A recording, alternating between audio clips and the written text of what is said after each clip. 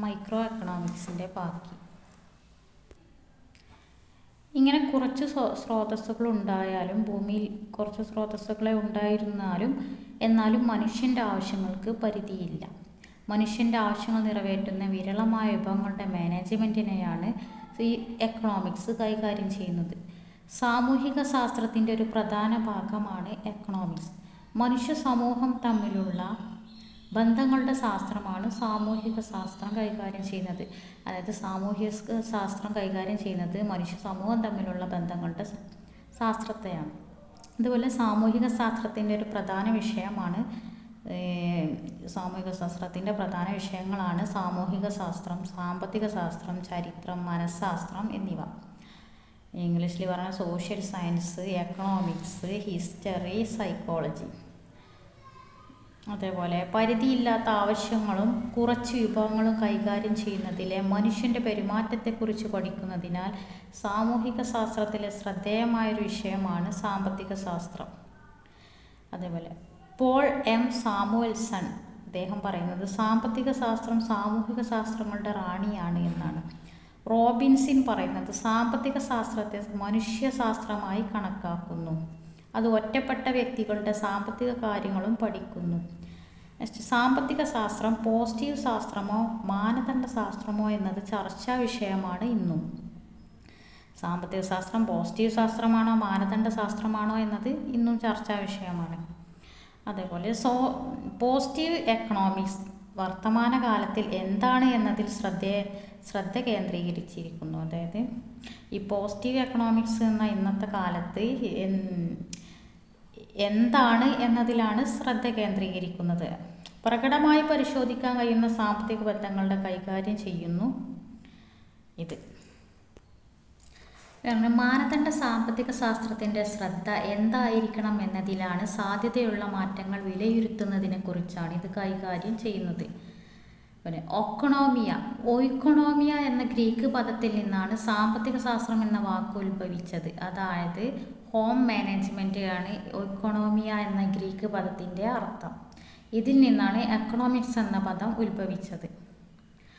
ആദ്യകാലത്ത് എക്കണോമിക്സ് രാഷ്ട്രീയ സമ്പദ് വ്യവസ്ഥ എന്നാണ് അറിയപ്പെട്ടിരുന്നത്. Adam Smith 1776 wealth of nations എന്നത് പ്രസിദ്ധീകരിച്ച് സാമ്പത്തിക ശാസ്ത്രത്തെ ശാസ്ത്രീയ പഠന മേഖലയായി വികസിപ്പിക്കുന്നതിന് സംഭാവന നൽകി. ആദം സ്മിത്തിൻ്റെ വെൽത്ത് ഓഫ് നാഷൻസ് എന്ന പ്രസിദ്ധീകരണത്തിൽ സാമ്പത്തിക ശാസ്ത്രത്തെ ശാസ്ത്രീയ പഠന മേഖലയായി വികസിക്കുന്നതിന് സംഭാവന നൽകി ഈ ഒരു വെൽത്ത് ഓഫ് നാഷൻസ്. അതുപോലെ ആദം സ്മിത്ത് സാമ്പത്തിക ശാസ്ത്രത്തിൻ്റെ പിതാവ് എന്നറിയപ്പെടുന്നു. സാമ്പത്തിക ശാസ്ത്രത്തിൻ്റെ പിതാവ് എന്നറിയപ്പെടുന്നത് ആദം സ്മിത്താണ്. സാമ്പത്തിക ശാസ്ത്ര വിഷയവും വ്യാപ്തിയും വിശാലമാണ്. സാമ്പത്തിക ശാസ്ത്രത്തിൻ്റെ വിഷയവും വ്യാപ്തിയും വിശാലമാണ്. സമ്പത്ത്, ഉൽപാദനം, ഉപഭോഗം, വിഹിതം, വിതരണം, വസ്തുക്കളുടെ വിലനിർണ്ണയം, മൂല്യനിർണ്ണയം, സ്ഥാപനങ്ങൾ, ബിസിനസ്സുകൾ, സർക്കാരുകൾ എന്നിവയുടെ തീരുമാനമെടുക്കൽ ബന്ധപ്പെട്ട എല്ലാ കാര്യങ്ങളും ഈ എക്കണോമിക്സ് കൈകാര്യം ചെയ്യുന്നു. അപ്പോൾ എക്കണോമിക്സ് കൈകാര്യം ചെയ്യുന്നത് എന്തൊക്കെയാണ്? സമ്പത്ത്, ഉൽപാദനം, ഉപഭോഗം, വിഹിതം, വിതരണം, വസ്തുക്കളുടെ വിലനിർണ്ണയം, മൂല്യനിർണ്ണയം, സ്ഥാപനങ്ങൾ, ബിസിനസ്, സർക്കാർ, ഇതിനൊക്കെ തീരുമാനമെടുക്കലും ഇതുമായിട്ട് ബന്ധപ്പെട്ട കാര്യങ്ങളെല്ലാം കൈകാര്യം ചെയ്യുന്നത് എക്കണോമിക്സാണ്. നെക്സ്റ്റ്, വസ്തുക്കളുടെ ഉൽപാദന തീരുമാനങ്ങൾ എടുക്കുന്നതിനും പല ഉപവിഷയങ്ങൾ ഉണ്ട്. ഈ വസ്തുക്കളുടെ ഉൽപാദന തീരുമാനങ്ങൾ എടുക്കുന്നതിൽ പല വിഷയങ്ങളുമുണ്ട്. ഉൽപാദനത്തിൻ്റെ ലഭ്യത, വിലനിർണ്ണയം, അതായത് ഉൽപാദനത്തിൻ്റെ ലഭ്യതയെ അടിസ്ഥാനമാക്കി അതിൽ തീരുമാനമെടുക്കും. വിലനിർണ്ണയത്തിനെ അടിസ്ഥാനമാക്കി തീരുമാനമെടുക്കും. ഉൽപാദന ഘടകങ്ങളെക്കുറിച്ചും തീരുമാനമെടുക്കും. അതായത് ഭൂമി, തൊഴിൽ, മൂലധനം, സംരംഭകൻ എന്നിവ. സാമ്പത്തിക ശാസ്ത്രത്തിൽ തീരുമാനമെടുക്കുന്ന പ്രധാന മേഖലയാണ് ഫാക്ടർ വിലനിർണ്ണയം. ഈ എക്കണോമിക്സിൽ തീരുമാനമെടുക്കുന്ന ഒരു പ്രധാന മേഖലയാണ് ഫാക്ടർ വിലനിർണ്ണയം.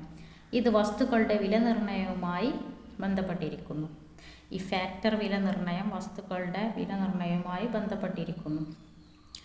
കെമിസ്ട്രി, ഫിസിക്സ് പോലെ ശുദ്ധമായ ശാസ്ത്രമല്ലെങ്കിലും ഈ എക്കണോമിക്സ് ഒരു ശാസ്ത്രമായി കണക്കാക്കുന്നു. ആധുനിക കാലത്ത് സാമ്പത്തിക ശാസ്ത്രം ശാസ്ത്രമായ കലാലയം കണക്കാക്കപ്പെടുന്നു. ആധുനിക കാലത്ത് സാമ്പത്തിക ശാസ്ത്രം ശാസ്ത്രീയമായ കലയായും കണക്കാക്കപ്പെടുന്നു. സമൂഹത്തിലെ സാമ്പത്തിക പ്രശ്നങ്ങൾ എങ്ങനെ പരിഹരിക്കപ്പെടണം എന്ന് എക്കണോമിക്സ് വിശകലനം ചെയ്യുന്നു. സ്റ്റാറ്റിക്കൽ ഗണിതശാസ്ത്രം സാമ്പത്തിക ഡാറ്റയും എക്കണോമെട്രിക് അടിസ്ഥാനമാക്കിയാണ് എക്കണോമിക്സ് വിശകലനം ചെയ്യുന്നത്.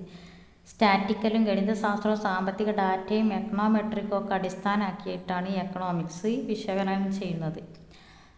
അതുപോലെ മൊത്തം സാമ്പത്തിക പ്രവർത്തനം, GDP, പണപ്പെരുപ്പം, തൊഴിലില്ലായ്മ, മാന്ദ്യം, കുതിച്ചുചാട്ടം ഇവ തമ്മിലുള്ള ഭാവി പ്രവചനങ്ങൾ ഡാറ്റ വിശകലനത്തിലൂടെ കഴിയും. Adam Smith in inquiry nature cause wealth of nations എന്ന ബുക്കിൽ രാജ്യത്തിൻ്റെ സമ്പത്തിൻ്റെ അടിസ്ഥാനത്തിൽ സാമ്പത്തിക പഠനത്തെ വിശദീകരിക്കുന്നു.